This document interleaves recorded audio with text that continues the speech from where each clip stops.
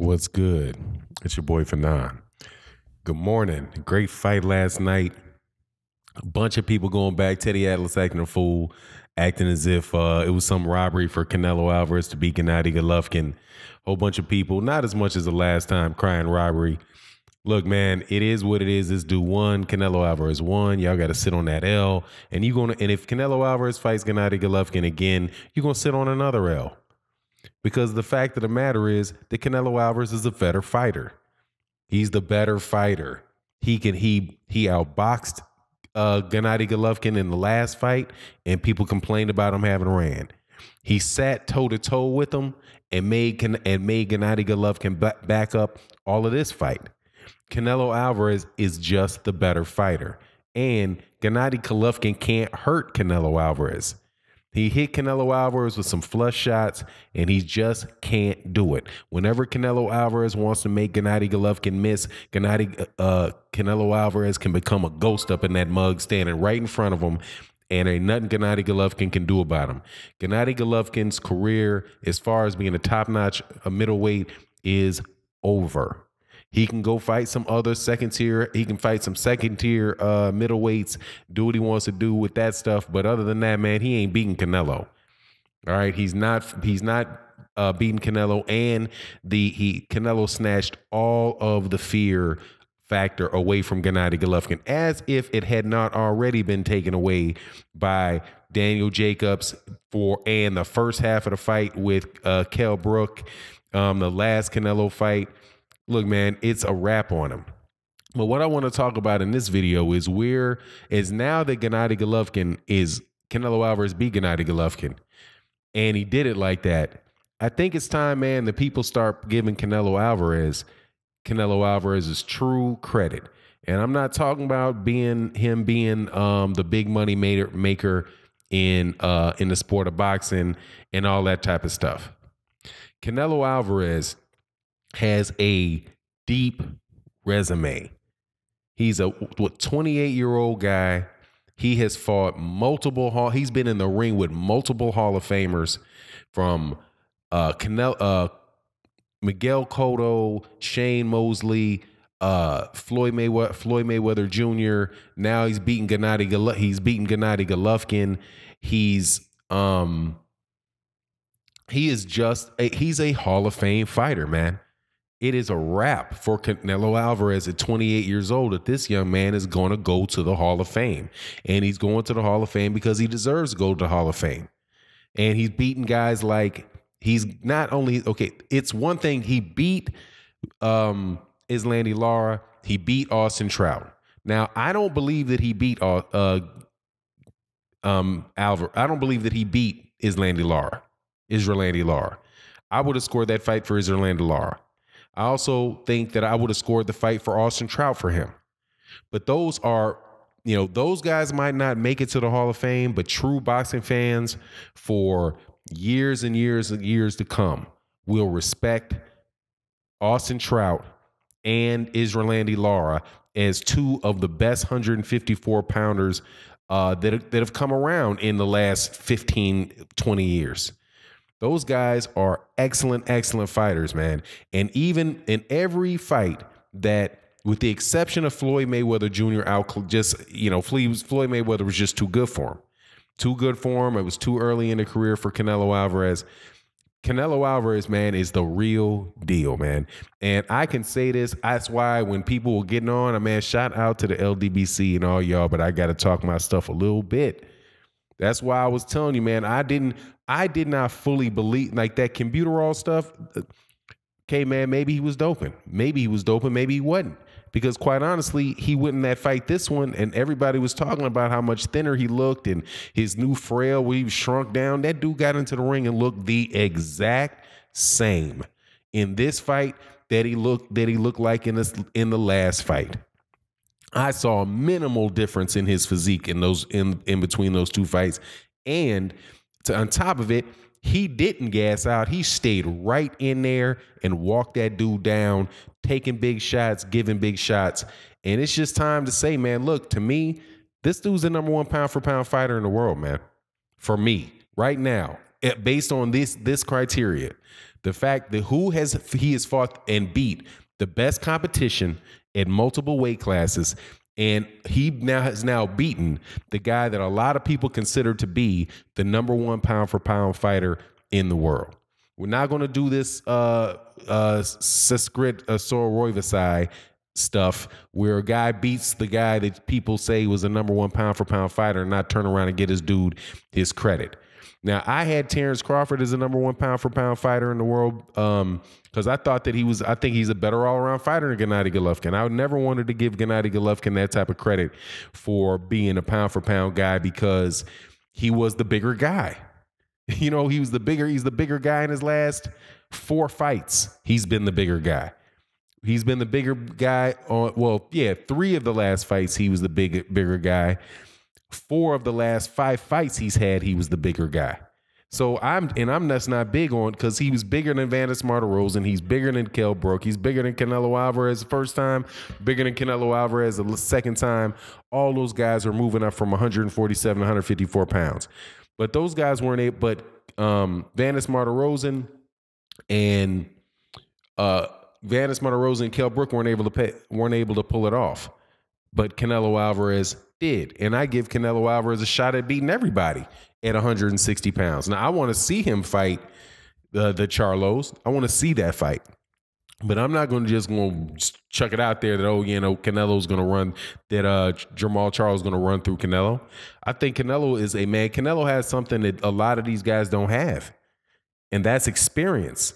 Man, this dude is a veteran, man. This dude is a veteran. He's been in the big fights. He's won the big fights. He lost a big fight, and even losing a big fight to a guy like Floyd Mayweather Jr. gives you a lot of experience, man.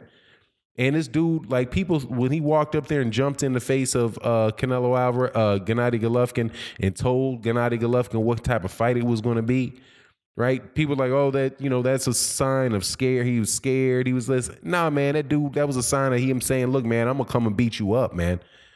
And you saw what Gennady Golovkin's face looked like at the end of that fight. Looked like scrambled eggs, man, with hot sauce. That's what it looked like. Scrambled eggs with hot sauce, man.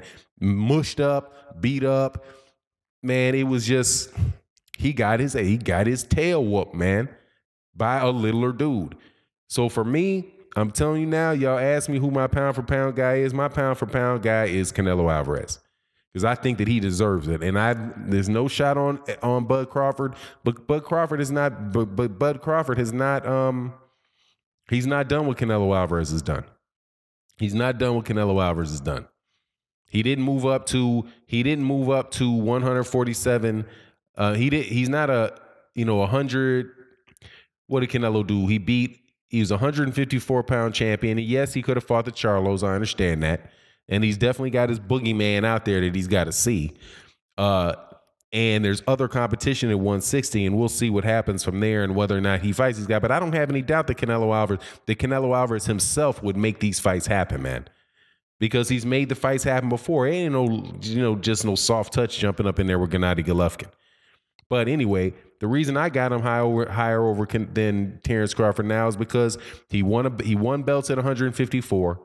He won. Now he's the lineal middleweight champion.